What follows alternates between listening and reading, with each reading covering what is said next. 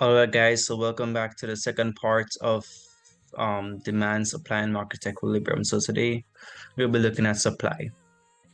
So what is supply? Supply is the willingness and ability of suppliers to sell a range of quantities of a good at a range of prices during a given time period with all other things remaining constant. That is the definition for supply for Csec econ. So we have here the law of supply. So the specific supply relationship between price and quantity is termed the law of supply. The relationship between supply, price, and supply quantity is direct. It is positive. If the supply price increases, then the quantity supplied also increases. And if supply price decreases, the result is a decrease in the quantity supplied. All of this assumes that all of the factors remain constant. The law of supply can be attributed to two even more basic laws. The law of increasing opportunity costs. This is a principle derived from the production possibilities analysis, stating that the value of foregone production increases as the quantity of a good produced increases.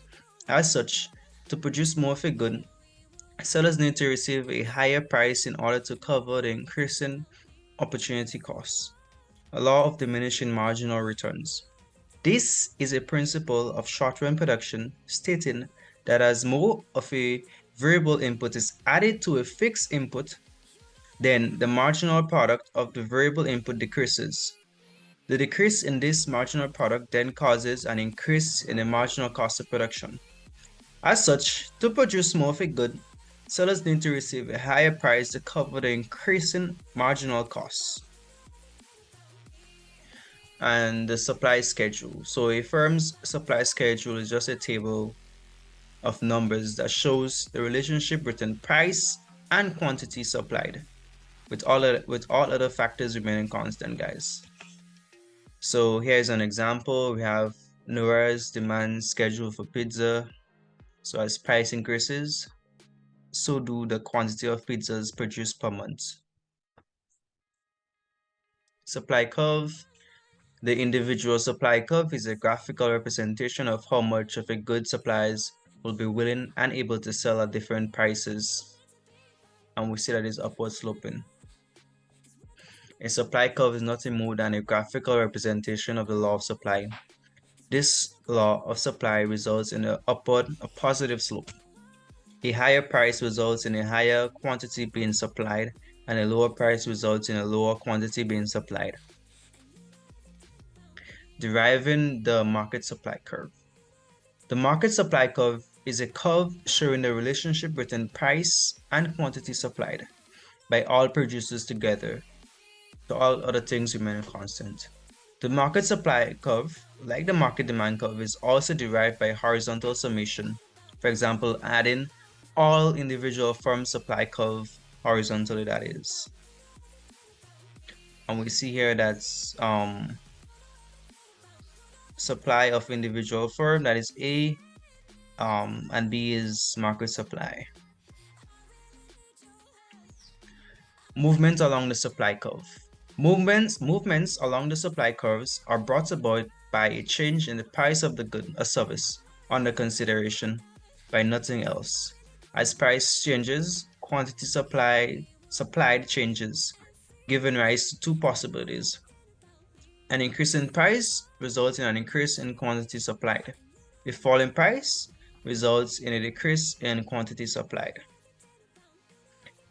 Panel A, we have panel A, shows that as price increases from P sub 1 to P sub 2, the quantity supplied increases from Q sub 1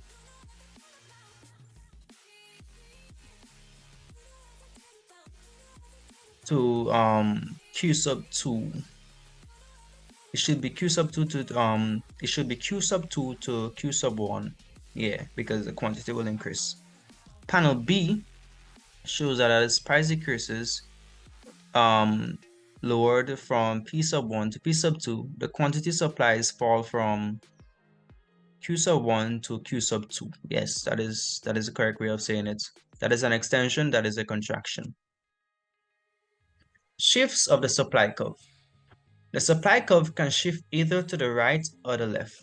An increase or decrease in supply, which results in a shift of the supply curve, is brought about by a factor other than the price. These factors are called the determinants or conditions of supply. A rightward shift indicates that an increased quantity is supplied at all price levels and is termed an increase in supply. A leftward shift indicates that a decreased quantity is supplied at all price levels and are termed a decrease in supply. Then we have movements versus shift of the supply curve.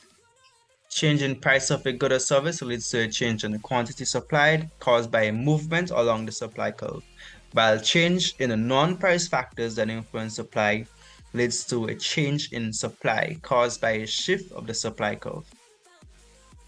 And then we have factors influencing supply, also referred to the determinants of supply.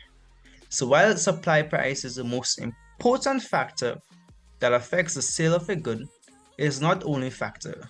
There are other factors that influence the supply for a good or service. These determinants cause a change in the supply for a good, that is, more or less of the good is sold at existing prices.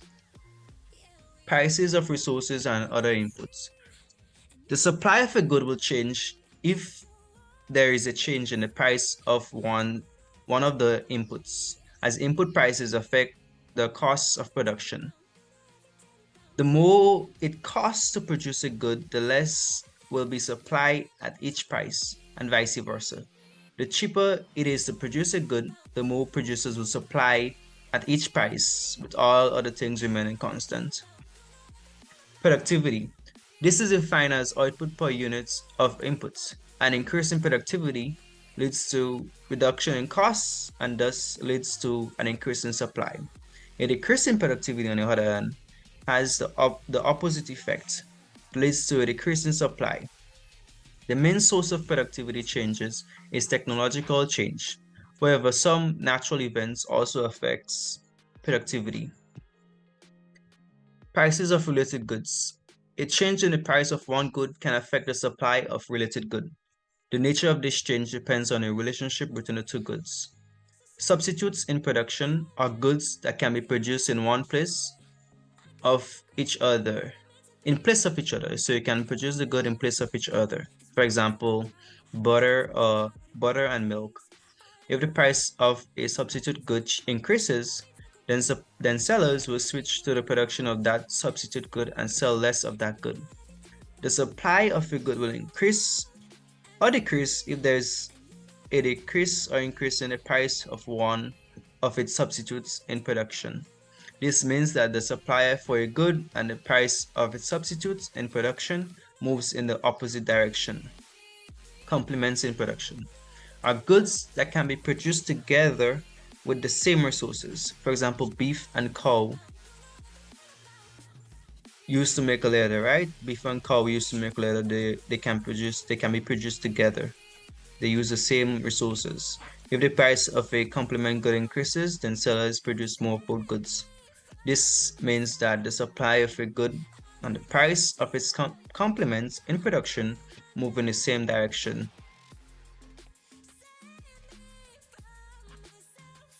Seller's expectation. Sellers decide how much to sell based on a comparison of current and expected future prices. If sellers expect a high price in the future, then they sell less of a good today. Number of sellers. The total number of sellers participating in the market affects how much of a good is supplied. If there is an increase in the number of sellers, then there is a greater supply of the good. Exogenous factors, for example, natural disasters or political instability, these conditions could cause production of goods and services to fall as well. Government policies, for example, tax increases, tax decrease, or subsidy. A government tax may result in a fall in production as a result of the tax, or it may cause a decrease in the amount of profit the firm makes.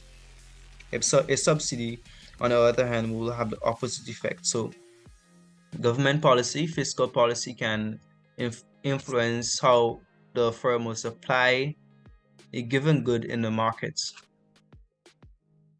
The discovery of new sources of raw material or exhaustion of old resources of raw material, for example, bauxite.